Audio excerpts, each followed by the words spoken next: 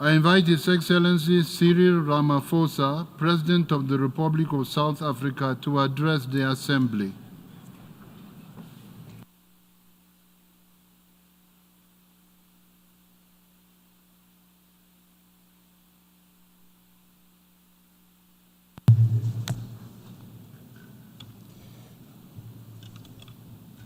Thank you for this moment, President of the General Assembly, Secretary General, heads of state and government, and excellencies. Let me start off by congratulating Namibia and Germany for the excellent work they have done in guiding us all to this moment on reaching consensus on the pact of the future.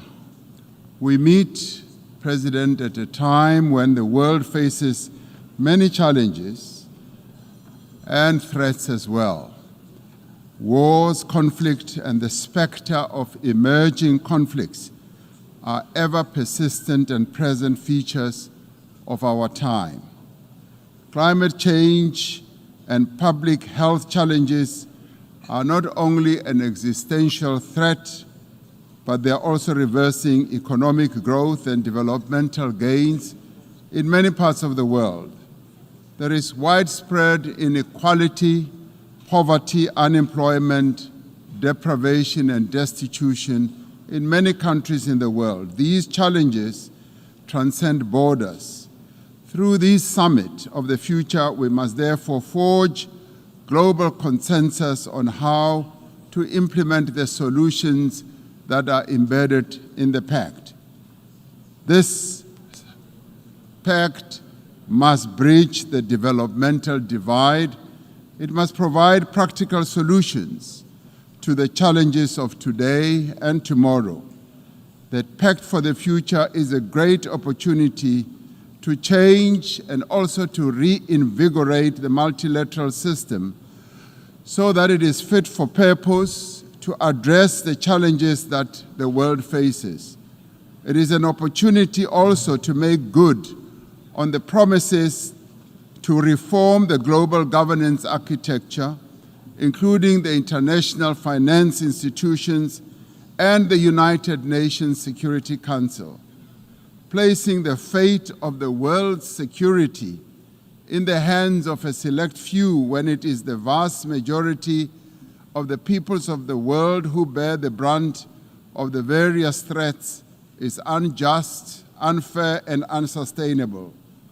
We agree with the UN Secretary General that the Summit of the Future is a once-in-a-generation opportunity to forge global consensus and make progress on priorities such as sustainable development goals.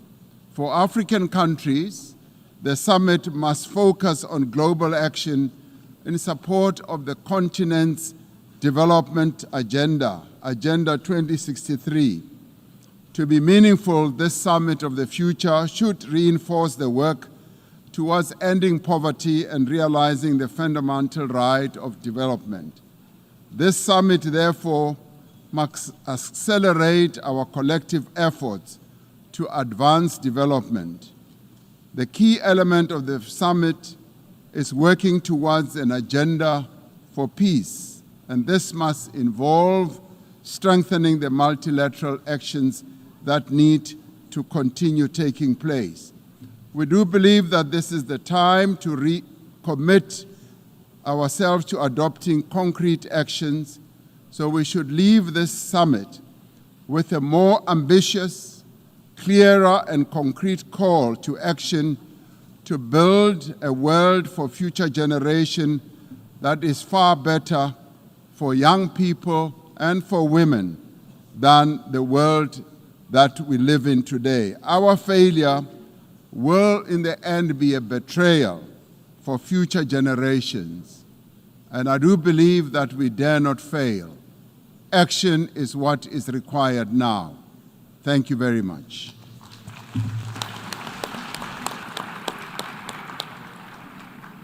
I thank the President of the Republic of South Africa.